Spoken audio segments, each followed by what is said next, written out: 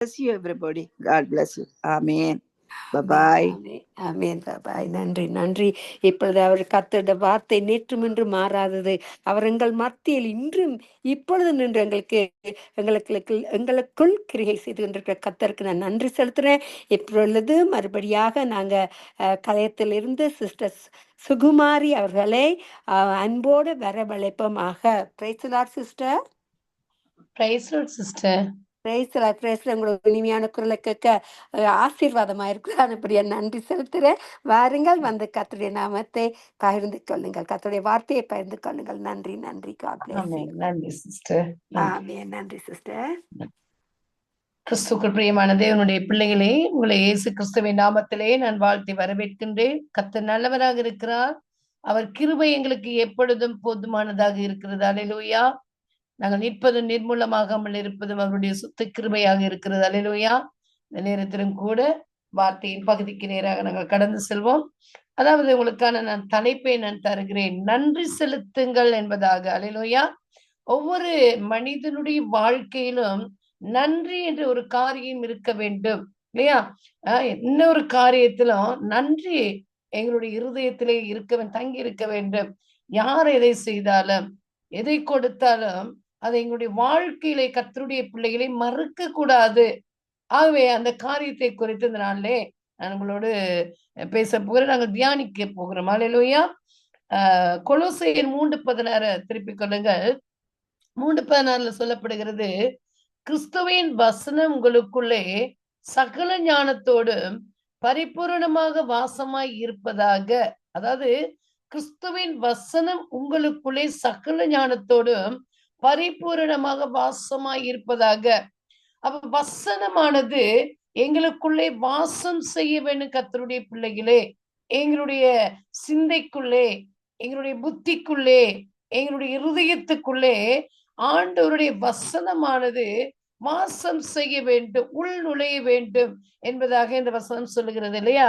பாருங்க, சொல்றாரு, அதாவது சங்கீதங்களினாலும் கீர்த்தனைகளினாலும் ஞான பாட்டுகளினாலும் ஒருவருக்கு ஒரு போதித்து புத்தி சொல்லிக் கொண்டு உங்கள் இருதயத்திலே கர்த்தரை பக்தியுடன் பாடி அப்படின்னு சொன்னா, அதாவது தேவனுடைய வசனத்துக்காக நாங்கள் நன்றி செலுத்த வேண்டும். கர்த்தருடைய பிள்ளைகளே, ஆண்டவர் எத்தனையோ வாக்கு தத்தங்களை எங்களுக்கு கொடுத்திருக்கிறார் இல்லையா? இன்னைக்கு வாக்கு தத்தங்களை பெற்றுக்கொண்ட பிள்ளைகளுடைய வாழ்க்கையை நாங்கள் பார்க்கின்ற பொழுது அவ்வளவு ஆசீர்வாதமாக இருக்கிறது. ஏனென்றால் அந்த வார்த்தையின்படி அவர்கள் நடக்கிறவர்களாக, அந்த வார்த்தைக்கு செவி கொடுக்கிறவர்களாக, அந்த வார்த்தை எனக்குரியது என்று தங்களுக்குரிய சொத்தாக அவர்கள் மாற்றிக்கொள்ளும் பொழுது அந்த வார்த்தையானது அங்கு ஆசீர்வாதத்தை கொண்டு வருகிறதாக இருக்கிறது. ஆக வார்த்தையை நாங்கள் பெற்றுக்கொண்ட உடனே நாங்கள் அப்பாவுக்கு என்ன செய்ய வேண்டும்? நன்றி செலுத்த வேண்டும். இப்ப சொல்லுவாரு, நான் உன்னை விட்டு விலகுவதும் இல்லை, உன்னை கைவிடுவதும் இல்லை என்று உங்களுக்கு வாக்குத்தத்தம் சொல்லி கொடுத்திருக்கலாம். அந்த வாக்கு தத்தமானது நீங்க போகிற இடங்களிலெல்லாம் பேசப்படக்கூடியதாக இருக்கும். அப்ப அதை நீங்க கேட்டோன்னு என்ன செய்வீங்க? எனக்கு கொடுத்த வாக்கு தத்தம் அது என்னுடையதாக இருக்கிறது என்று நீங்கள் சுதந்திரித்துக் கொள்வீர்கள் இல்லையா? இப்ப எனக்கெல்லாம் ஆண்டவர் கொடுத்த தீர்க்க தரிசன வசனங்களை அப்படியே நான் வச்சிருக்கிறேன், நினைவில் வைத்திருக்கேன். அதை வைத்து நான் நன்றி செலுத்திக் கொண்டிருக்கிறேன். அது அதாவது அது நிறைவேற ஆண்டவருக்கு நன்றி செலுத்திக் கொண்டிருக்கு. நிறைவேறின பின்பதாக கர்த்தர் எனக்கு கொடுத்த வாக்கு தத்தத்தை நிறைவேற்றினார் என்பதாக நான் நன்றி செலுத்துகிறேன். ஆகவே கர்த்தருடைய பிள்ளைகளே, இந்த வாக்குத்தத்த வசனங்களை நாங்கள் பெற்றுக்கொண்ட உடனே பாருங்க, இப்ப எனக்கெல்லாம் அந்த வசனம் எங்கேயாவது பேசப்பட்டுட்டேன்னா அப்படியே நின்றுவேன். எத்தனை வசனங்கள் போனாலும் அப்படியே இருப்பேன். ஆனா எனக்கு அப்பா பேசின வாக்குத்தத்த வசனம் யாராவது சொல்லிட்டா என்னுடைய கண்களை அப்படியே வச்சு பார்த்துக்கிட்டு இருப்பேன். என்ன சொல்லப்படுகிறது, இப்பொழுது ஆண்டவர் என்ன சொல்ல போகிறார் என்பதாக நான் பார்த்துக்கிட்டே இருப்பேன். திரும்ப திரும்ப திரும்ப திரும்ப அப்பா எங்களுக்கு உறுதிப்படுத்துகிற ஒரு விஷயமாக இருக்கு, எங்களுக்கு கொடுத்த வாக்கு தத்தத்தின் நிமித்தம். ஆகவே அந்த வாக்கு தத்தத்தை பெற்றுக்கொண்டு அப்படியே நாங்க மறந்து விடக்கூடாது, அப்படியே அதை மூடி வைக்க கூடாது. தினந்தோறும் அப்பாவுடைய சமூகத்திலே அவருக்கு நன்றி சொல்லிக் கொண்டே இருக்க வேண்டும். அவருக்கு நல்ல பாடல்களை பாடி அவருடைய நாமத்தை நாங்கள் மகிமைப்படுத்திக் கொண்டே இருக்கிறது. அதான் இங்க சொல்லுகிறார், அதாவது சகல சங்கீதங்களினாலும் கீர்த்தனைகளினாலும் ஞான பாட்டுகளினாலும் இங்க என்ன செய்யுங்க, உங்களுக்குள்ள இருக்கிற நீங்கள் பெற்ற அந்த வாக்குத்தத்தத்தின் நிமித்தம் ஒருவருக்கு ஒருவர் புத்தி சொல்லுங்க. நீங்க பெற்ற வாசித்த நாங்கள் ஆண்டுடைய வசனங்களை வாசிக்கிறோம் கர்த்தருடைய பிள்ளைகளே, தியானம் செய்து கொள்கிறோம். அது எங்களுடைய ஆத்மா மட்டும் நினமுள்ளதாக இருந்தால் போதாது. நாங்க மட்டும் பரலோகத்துக்கு போனால் போதாது இல்லையா? எங்களுடைய சகோதரர்களையும் நாங்கள் தேவனுடைய சமூகத்திலே சேர்க்க வேண்டும். ஆகவே நாங்கள் படித்து, நாங்கள் வாசித்து, நாங்கள் தியானித்து நல்ல காரியங்களை நாங்கள் எங்களுடைய சகோதரர்களுக்கு நாங்கள் பரிமாறும் பொழுது, ஆகவே அதை நாங்கள் ஷேர் பண்ணும் பொழுது, அதை நாங்கள் பேசும் பொழுது, அவர்கள் ஏற்றுக்கொள்ளும் பொழுது, அதை அவர்கள் அபியாசப்படுத்திக் கொள்ளும் பொழுது, அந்த வார்த்தையை அவர்கள் சொந்தமாக்கிக் கொள்ளும் பொழுது, அது அவர்களுக்கு ஆசீர்வாதமாக மாறுகிறது. அது மாத்திரமல்ல, கர்த்தர் செய்த உபகாரங்களுக்கு எப்பொழுதும் நன்றியுள்ளவர்களாக நாங்கள் இருக்க வேண்டும். வாக்குத்தத்தத்தை பெற்று அப்படியே நன்றி செலுத்திக் கொண்டே இருக்க வேண்டும். நிறைவேறினாலும், நிறைவேறவிட்டால், நிறைவேறி முடிந்தாலும் கர்த்தருடைய பிள்ளைகளே அந்த வாக்குத்தத்தத்துக்கு நாங்கள் செவி கொடுக்க வேண்டும். ஆனால் நிறைவேறாமல் இருக்கவே முடியாது. ஆண்டவருடைய வார்த்தை ஒரு மனுஷனுக்குள்ளே வந்தால் நாங்கள் மறிக்கும் முன்பதாக அந்த வார்த்தையானது அங்க நிறைவேறி தீரும் கர்த்தருடைய பிள்ளைகளே. அல்லேலூயா. அடுத்ததாக பாருங்க, இன்னொரு வசனம், தேவனுடைய ரட்சிப்புக்காக நாங்கள் எப்பொழுதும் நன்றி சொல்ல வேண்டும். தேவனுடைய ரட்சிப்புக்காக நாங்கள் எப்பொழுதும் நன்றி சொல்ல வேண்டும். ஏன்னா அந்தகார இருளிலே நாங்கள் ஜீவித்த பிள்ளைகளாக இருக்கிறோம் இல்லையா? பயங்கரமான இருள் எங்களை மூடிக்கொண்டது. ஆகவே அந்தகார இருளிலே நாங்கள் ஜீவித்த ஆச்சரியமான ஒளிக்குள்ளே நாங்கள் வரவழைக்கப்பட்ட பிள்ளைகளாக இருக்கிறோம். எங்களுடைய அந்தகார வாழ்க்கையை கொஞ்சம் யோசிச்சு பாருங்க. இப்ப இருந்து அதை யோசிச்சு பாருங்க, எவ்வளவு பயங்கரமானதாக இருக்கிறது இல்லையா? ஆகவே கர்த்தராகிய ஆண்டவர் எங்களை வெளிச்சத்துக்கு அழைத்து வந்திருக்கிறார். நாங்கள் எப்பொழுதும் அவரை நோக்கி நன்றி உள்ளவர்களாக இருக்க வேண்டும். பாருங்க, ரோமர் 6:17 திருப்பிக் கொள்ளுங்கள். அது என்ன சொல்லப்படுகிறது? முன்னே நீங்கள் பாவத்திற்கு அடிமைகளாய் இருந்தும் இப்பொழுது உங்களுக்கு ஒப்புவிக்கப்பட்ட உபதேச சட்டத்திற்கு நீங்கள் மனப்பூர்வமாய் கீழ்ப்படிந்ததினாலே தேவனுக்கு ஸ்தோத்திரம். அல்லேலூயா. பாத்தீங்களா? நாங்க யாரோ ஒருத்தர் எங்களுக்கு தேவனுடைய வசனத்தை போதித்தது நிமித்தம், அதை நாங்கள் கேட்டு கீழ்ப்படிந்தது நிமித்தம் கர்த்தருடைய பிள்ளைகளே, அந்த அடிமைத்தன நுக்கத்தில் இருந்து அப்பா எங்களை மீட்டெடுத்தவராக அங்க இருக்கிறார் இல்லையா? முன்னே நீங்கள் பாவத்திற்கு அடிமைகளாய் இருந்தும், எப்படி இருந்தோம் கர்த்தருடைய பிள்ளைகளே? பாவத்திற்கு, விக்கிரக ஆராதனைக்கு இல்லையா? பெரிய பாவம் நம்ம செஞ்சிருக்க மாட்டோம். விக்கிரக ஆராதனை என்பது ஆண்டவரை விட்டு பயங்கரமாக பிரிக்கிற ஒரு பாலமாக இருக்கிறது. அவை அந்த காரியத்தை நாங்கள் செய்து கொண்டிருந்தோம். பெரிய ஒரு பாலமே இருந்தது. ஆண்டவருடைய சமூகத்துக்கு வர முடியாதபடி, ஆண்டவரை நோக்கி பார்க்க முடியாதபடி. ஆகவே விக்கிரகத்துக்கு அடிமையாகி இருந்தோம். நீ பாவத்துக்கு அடிமையா இருந்தோம். இப்பொழுது உங்களுக்கு ஒப்புவிக்கப்பட்ட உபதேச சட்டத்திற்கு நீங்க மனப்பூர்வமாய் கீழ்ப்படிந்ததினால தேவனுக்கு ஸ்தோத்திரம் என்பதாக அங்க பவுல் சொல்லுகிறார். கர்த்தருடைய பிள்ளைகளே, யாரோ ஒருத்தர் எங்களுக்கு ஆண்டவருடைய வார்த்தையை போதித்தது நிமித்தம் எங்களுடைய கண்களானது அங்கு திறக்கப்பட்டதாக நாங்க மனப்பூர்வமாய் அதை ஏற்றுக்கொள்ளும். கர்த்தராகிய ஆண்டவர் உங்களுக்காகத்தான் மரித்தார் சிஸ்டர் சொல்லியிருப்பாங்க. உங்களுக்காகத்தான் மரித்தார் பிரதர், உங்களுடைய பாவங்களுக்காக, உங்களுடைய சாபங்களுக்காக அப்படின்னு சொன்ன. சாபம்னு சொன்னவே அந்த நாள்ல நாங்க பயந்துருவோம் இல்லையா? சாபமா? ஐயோ, சாபத்தை போக்குறதுக்கு என்ன வழிகள் உண்டு அப்படின்னு சொல்லி அந்த நாள்ல நாங்க தேடுவோம். என்ன பரிகாரம் இருக்கிறது, அல்லது நாங்க இப்படி இருக்கிறதுக்கு இதுதான் சாபம் தானோ அப்படின்னு சொல்லி யோசிப்போம். அப்ப இவர் சொல்லியிருப்பாரு, உங்களுடைய சாபங்களை போக்குவதற்கு கல்வாரி இயேசு இந்த உலகத்திலே, இயேசு கிறிஸ்து இந்த உலகத்திலே வந்தார், கல்வாரியிலே ரத்தம் சிந்தினார், அதோடு உங்களுடைய சாபம் நீங்கி போயிட்டு என்று சொல்லும் பொழுது எங்களுக்கு ஒரு புத்துணர்ச்சி வருகிறதாக இருக்கிறது. அப்ப இங்க இருக்கிற பெரிய ஒரு பாலமானது அங்கு கொஞ்சம் கொஞ்சமாக இணைக்கப்படுகிறதாக இருக்கிறது. அந்த பாலமானது அங்கு இணைக்கப்பட்டு விட்டது. இப்பொழுது நாங்கள் என்ன செய்கிறோம்? சாதாரண வழியிலே நடந்து போவது போல போய் தேவனிடத்திலே அங்கு சரணடைகிறவர்களாக இருக்கிறோம். அல்லேலூயா. தேவனுடைய பாதத்திலே அமர்கிறவர்களாக இருக்கிறோம். ஏனென்றால் மனப்பூர்வமாய் அந்த வசனத்தை ஏற்றுக்கொண்டு அவருடைய பாதையிலே நடக்கிற பிள்ளைகளாக இருக்கிறோம். அல்லேலூயா. அதுக்காக நாங்கள் என்ன செய்ய வேண்டும்? கர்த்தருடைய பிள்ளைகளே, நாங்கள் நன்றி செலுத்த வேண்டும். எங்கள் பிதாவாகிய தேவனை நோக்கி ஒவ்வொரு நாளும் நன்றி செலுத்த வேண்டும். அப்பா, அந்தகார இருளில் இருந்து ஆச்சரியமான ஒளிக்கு நீங்க கொண்டு வந்தீங்களே ஆண்டவரே, உங்களுக்கு நன்றி என்று சொல்ல வேண்டும். கர்த்தருடைய பிள்ளை ஒரு நாளும் பழைய காரியங்களை மறந்து போயிடக்கூடாது. அதோ பழைய காரியங்களை நோக்கி ஓட சொல்லல, மறந்து போயிடக்கூடாது. அந்த நிலைமையில் இருந்து எங்களை தூக்கி எடுத்த தேவனை நோக்கி நாங்கள் பார்க்க வேண்டும். ஆண்டவரே, இந்த நிலையிலே நான் இருப்பதற்கு நீங்கள் தான் அப்பா காரணம். இந்த நிலையிலே நான் ஆசீர்வதிக்கப்பட்டு இருப்பதற்கு நீங்க தான்ப்பா காரணம். இன்னைக்கு உலகம் அறிய என்னை தெரிகிறது என்றால் அது நீங்க தான்ப்பா காரணம். உலகத்திலே என்னை ஆசீர்வாதமாக வைத்திருக்கிறீர்கள் என்றால் அது நீங்க தான்ப்பா காரணம் என்பதாக நாங்கள் எப்பொழுதும் தேவனுடைய சமூகத்திலே நன்றி உள்ளவர்களாக காணப்பட வேண்டும். அதை தேவனாகிய கர்த்தர் அங்கு விரும்புகிற தகப்பனாக இருக்கிறார். அல்லேலூயா.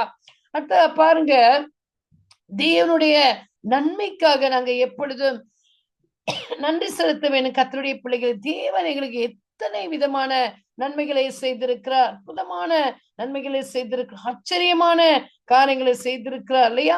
இன்னைக்கு பாருங்க, குடும்பங்களாக நாங்க இருப்பது ஒரு சந்தோஷமான ஒரு காரியம், ஒரு பெரிய அற்புதம் தான்.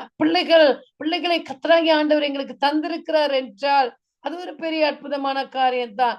ஆகவே இதெல்லாம் எங்களுக்கு, அதாவது ஒரு குடும்பத்தை ஆண்டவராய் கர்த்தர் அழகாக கொடுத்து அதை கட்டி எழுப்புவதற்கு எங்களுக்கு ஞானத்தை கொடுத்து இல்லையா, பிள்ளைகளை எங்களுக்கு கொடுத்து பாருங்க. ஒரு குடும்பத்தை தனிமையா இருந்தோம், 2 பேராக ஒன்றாக அப்பா இணைக்கிறார்.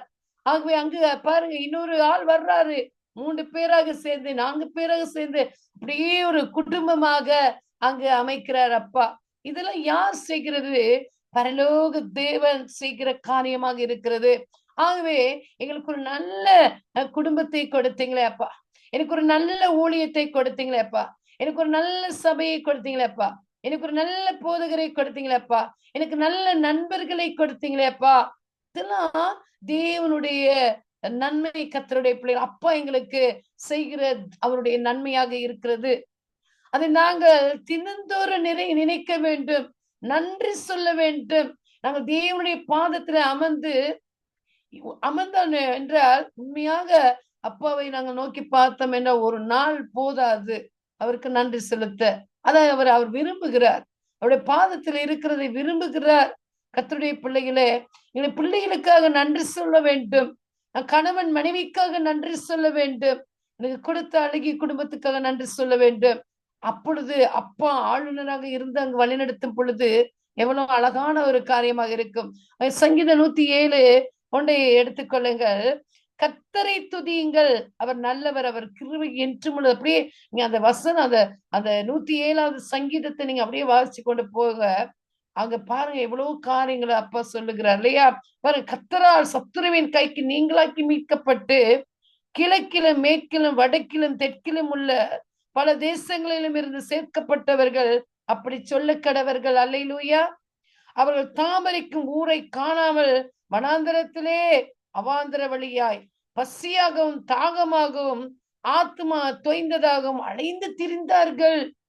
தங்கள் ஆபத்திலே கர்த்தரை நோக்கி கூப்பிட்டார்கள், அவர்கள் இக்கட்டுகள் என்று அவர்களை விடுவித்தார். எப்படியாப்பட்ட ஒரு காரியம்! இஸ்ரவேல் ஜனங்கள் பசியோடு தாகத்தோடு அடிமைத்தனம் இல்லையா, எல்லாவித சூழ்நிலைகளிலும் அவர்கள் ஒடுக்கப்பட்டு காணப்பட்டார்கள். கர்த்தருடைய பிள்ளைகளே, அந்த சூழ்நிலைகளை பார்க்காதபடி, அந்த வேதனைகளை பார்க்காதபடி, அந்த வியாகுலங்களை அங்கு பார்க்காதபடி தேவனை நோக்கி பார்த்த உடனே அவர்கள் கண்ணீர் சிந்தி, எங்கள் தேவனாகிய கர்த்தரே எங்களை விடுதலை செய்யும் என்று சொன்ன மாத்திரத்திலே பிதாவாகிய தேவனுடைய கண்களில் தயவு இரக்கம் கிடைக்கப்பட்டது.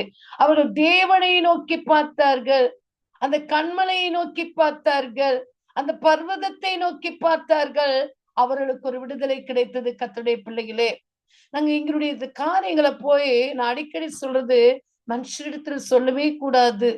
மனுஷரிடத்துல சொல்ல எங்களுக்குள்ள இருக்கிற அந்த நிம்மதின்னு போயிரும், எங்களுக்குள்ள இருக்கிற சமாதானம் போயிரும், எங்களுக்குள்ள இருக்கிற அந்த சந்தோஷம் போயிரும்.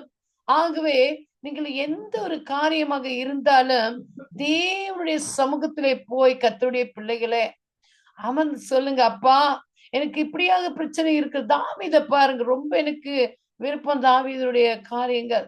என்னதான் பிரச்சனை வந்தாலும், என்னதான் துக்கம் வந்தாலும், மரண போராட்டங்கள் வந்து பாவம் செஞ்சாலும் அவர் சொல்லுவாரு, நான் பாவம் செய்த பாதாளத்திலே பாவம் செய்து பாதாளத்திலே நான் ஓடி போய் ஒளிந்து, ஐயோ நான் ஆண்டவரே உமக்கு விரோதமாக பாவம் செய்து விட்டேனே என்று சொல்லி அவர் ஒளிந்து கொண்டாலும் கூட அவர் சொல்லுவாரு, ஆண்டவரே இங்க நான் பாதாளத்துல படுக்கப்பட்டாலும் நீங்க அங்க இருக்கிறீங்கப்பா. நான் ஆழத்துக்குள்ள போய் ஒளிஞ்சு கொண்டாலும் நீங்க அங்கேயே இருக்கிறீங்கப்பா. நான் வானத்துல ஏறிடலாம், அங்க போயிட்டு அப்பாவுக்கு தெரியாம மறைந்து கொள்ளலாம் என்று நினைத்தாலும் நீங்க அங்கேயே இருக்கிறீங்கப்பா அப்படின்னு சொல்லுவார் பாருங்க. ஆகவே எங்கும் நிறைந்த தகப்பன். எல்லா சூழ்நிலைகளும் தாவீது தேவனுடைய பாதத்திலே அமர்ந்து ஜெயமெடுத்த பிள்ளை. தெரியுமா கர்த்தருடைய பிள்ளைகளே? ஆகவே அவர் தேவனாகிய கர்த்தர் சொல்றாரு, தாவீது நீ என்னுடைய இருதயத்துக்கு ஏற்றவனா இருக்கப்பா அப்படின்னு சொல்ற ஒரு விஷயத்த பாருங்க. எனக்கு ரொம்ப பிடிச்சிருக்கு. அதுக்குத்தான் சொல்றாரு, இருதயத்துக்கு ஏற்றவன் சொன்னா எனக்கு ரொம்ப பிடிச்சிருக்கு, உன்னை ரொம்ப பிடிச்சிருக்கு அப்படின்னு சொல்ல பாருங்க. சில பேர் கதைக்கிற நேரம் சொல்லுவாங்க, உங்களை எனக்கு ரொம்ப பிடிச்சிருக்கு அப்படின்னு சொல்லுவாங்க சிஸ்டர். ஏன்னா ஏன்னு சொன்னா வேற விதத்துல இல்ல. அதாவது நீங்க சில காரியங்களை பேசும் பொழுது எங்களுக்கு சமாதானம் வருகிறது. சில காரியங்கள் எங்களிடத்துல பகிர்ந்து கொள்ளும் பொழுது எங்களுக்கு ஒரு சமாதானம், சந்தோஷம், விடுதலை வருகிறது. ஏதோ ஒரு பெரிய ஒரு பிரச்சனை எங்களை விட்டு நீங்கி போன மாதிரி இருக்குன்னு சொல்லுவாங்க பாருங்க. அப்ப சில நேரங்கள் அவங்க அடுத்தடுத்து எங்களிடத்துல சொல்ல பார்ப்பாங்க. ஆகவே அவங்களுக்கு அவங்க இருதயத்துக்கு ஏற்றவர்களாக நாங்கள் இருக்கின்ற பொழுது அது அவங்களுக்கு சந்தோஷமா இருக்கு. அதே போல தேவனாகி கர்த்தர் தாவீதை பார்த்து சொன்னா, நீ என்னுடைய இருதயத்துக்கு ஏற்றவனா இருக்கப்பா, ரொம்ப விருப்பமா இருக்கு, என்னுடைய இருதயம் எப்படி விரும்புகிறது அது மாதிரி நீ இருக்கிற அப்படின்னு சொல்றாரு. அதே போல கர்த்தருடைய பிள்ளைகளே, நீங்களும் நானும் பிதாவுடைய கண்களிலே, அப்பாவுடைய சமூகத்திலே இருதயத்துக்கு ஏற்றவராக நாங்கள் வாழும் பொழுது அதுவே போதுமானதாக இருக்கிறது. இந்த உலகத்துல வேற எதுவும் வேண்டாம். கர்த்தருடைய பிள்ளைகள் தேவனுடைய சமூகம், தேவனுடைய பிரசன்னம், தேவனுடைய வழிநடத்துதல் இருந்தால் போதுமானதாக இருக்கும். அல்லேலூயா. ஆகவே இன்னொரு காரியத்தை பார்ப்போம் பாருங்க. தேவனுடைய ஈவுக்காக, தேவன் கொடுத்த அந்த ஈவுக்காக நாங்க என்ன செய்யணுமா? நன்றி செலுத்த வேண்டும். தேவனுடைய ஈவு என்னன்னு பாருங்க. நாங்க என்னென்ன காரியங்களை நாங்கள் பெற்றுக்கொண்டிருக்கிறோம் கர்த்தருடைய பிள்ளைகளே. இவ்வளவு காரியங்கள் அப்பாவுடைய சமூகத்திலே நாங்கள் பெற்றுக்கொண்டு இருக்கிறோம் தேவனுடைய ஈவாக. ஒருவேளை பாருங்க, வீடு வாசலே இல்லாம இருந்திருப்போம். வீடு வாசல் அப்பா கொடுத்திருக்க மாட்டாரா? கொடுத்திருப்பாரு. பணம் காசு இல்லாம ஒரு காலத்துல கஷ்டப்பட்டு இருந்திருப்பீங்க. அப்பா உங்களுக்கு கொடுத்திருக்க மாட்டாரா? கொடுத்திருப்பார். நல்ல மனைவியை கொடுத்திருப்பார், நல்ல கணவனை கொடுத்திருப்பார், நல்ல பிள்ளைகளை கொடுத்திருப்பார், நல்ல சமுதாயத்தை கொடுத்திருப்பார், நல்ல ஆசீர்வாதங்களை கொடுத்திருப்பார், நல்ல ஒரு சூழ்நிலைகளை ஏற்படுத்தி இருப்பார். இதெல்லாம் தேவனுடைய ஈவு. ஆகவே அந்த ஈவுக்காக நாங்கள் எப்பொழுதும் நன்றியுள்ளவர்களாக இருக்க வேண்டும். பாருங்க 2 கொரிந்தியர் 9வது அதிகாரம் 15 திருப்பிக் கொள்ளுங்கள். அதுல என்ன சொல்கிறதுன்னா, தேவன் அருளிய சொல்லி முடியாத ஈவுக்காக அவருக்கு ஸ்தோத்திரம் என்பதாக பவுல் சொல்லுகிறார். தேவன் அருளிய, தேவன் கொடுத்த சொல்லி முடியாத அந்த நன்மைகளுக்காக, பரிசுகளுக்காக ஆண்டவருக்கு ஸ்தோத்திரம். அப்ப நாங்க சொல்ல முடியாது, என்னத்தடா சில பேர் சொல்லுவாங்க, என்னத்துக்காக ஜெபிக்கிறேன்னு எனக்கு தெரியாம இருக்கு அப்படின்னு சொல்லுவாங்க. பாருங்க எவ்வளவு துக்கமான ஒரு விஷயம் இல்லையா? ஒன்றுக்கும் நீங்க ஜெபிக்க தேவையில்லை. ஆண்டவருடைய சமூகத்திலே கர்த்தருடைய பிள்ளைகளே, இரவும் பகலும், அந்தி நேரங்களிலும், மாலை நேரங்களிலும், சாமங்களிலும் ஆண்டவருக்கு நன்றி செலுத்தி கொண்டே இருங்க. அது அவருக்கு பிரியமாக இருக்கும். தேவன் கொடுத்த நன்மைகளுக்காக, தேவன் கொடுத்த குடும்பங்களுக்காக. இன்னைக்கு எத்தனை குடும்பங்கள் பாருங்க பிரிந்து போய் டிவோர்ஸ் அந்த காலகட்டத்துக்குள்ள போயிடுறாங்க. ரொம்ப பயங்கரமா இருக்கு. கொஞ்ச நாள் தான் ஜீவிக்கிறாங்க, வாழ்க்கை நடத்துறாங்க. பிடிக்கல, ஒன்னு எனக்கு பிடிக்கல அப்படின்னு சொல்லி பிரிஞ்சு போற ஒரு பயங்கரமான காரியம். இன்றைக்கு விசுவாசானவன் குடும்பங்களைத்தான் முதலாவது உடைப்பான், 2வது பிள்ளைகளை பெற்றோரிடத்திலிருந்து பிரித்து விடுவார், 3வது அப்படியே சபைகளுக்கு போதே தடை செய்வார். அப்படியான காரியங்கள் நிறைய இருக்கிறது. ஆக இன்றைக்கு குடும்பங்கள் பாருங்க கர்த்தரால் கட்டப்பட்டு இருக்கிறது. எவ்வளவு நன்றி செலுத்த வேண்டும். குடும்பமாக நாங்க ஆலயத்துக்கு போறோம், குடும்பமாக ஜீவிக்கிறோம் கர்த்தருடைய பிள்ளைகள். அதற்காக ஆண்டவருக்கு நன்றி செலுத்த வேண்டும். கர்த்தருக்குள்ளே நாங்கள் வாழ்கிறோம், கர்த்தருக்குள்ளே நாங்கள் ஜீவிக்கிறோம். அதற்காக அந்த ஈவுக்காக அப்பாவுக்கு நாங்கள் நன்றி செலுத்த வேண்டும். அல்லேலூயா.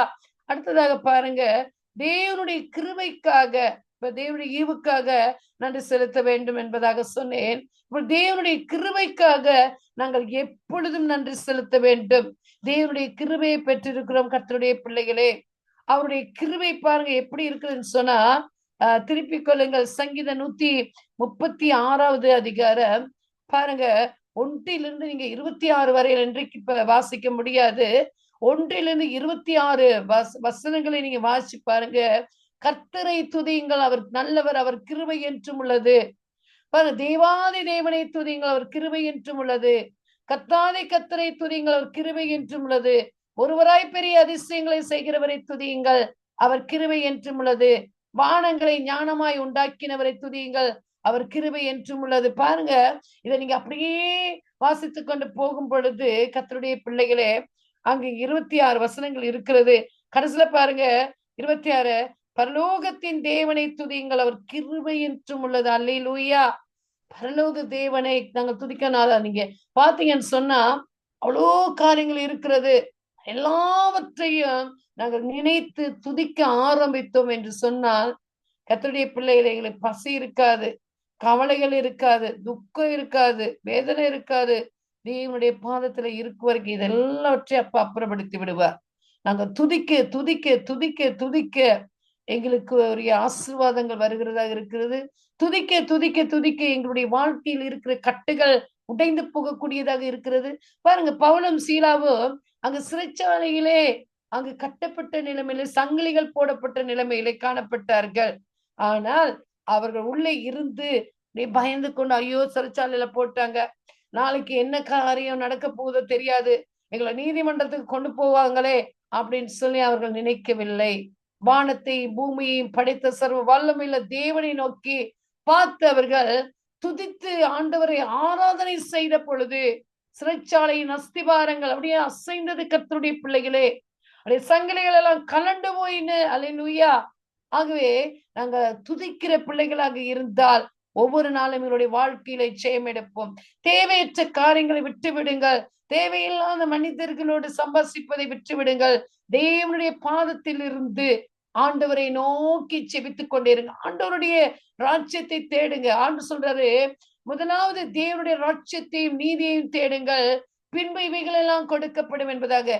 இவைகள் எல்லாம் எங்களுக்கு சில காரியங்களிலே குறைவு இருக்கிறது, அது இருந்து விட்டு போகட்டும். அதை நாங்க பார்க்கறது அன்றைக்கு நாங்கள் சந்தோஷமாக சாப்பிட்டு அன்றைக்கு நன்றாக உடுத்தி திருப்தியா இருக்கிறோம், அது போதுமானது. கர்த்தருடைய பிள்ளைகளே, இருப்பவற்றை மற்றவர்கள் கொடுத்து ஆசீர்வாதமாக இருங்கள் என்று சொல்லுகிறோமே, அது போதும். கர்த்தருடைய பிள்ளைகளே, நாள்தோறும் தேவனுடைய சமூகத்திலே நாங்கள் எப்பொழுதும் துதிக்க துதிக்க துதிக்க எங்களுடைய பின்பதாக இருக்கிற எல்லா தேவைகளும் அங்கு சந்திக்கப்படக்கூடியதாக இருக்கிறது.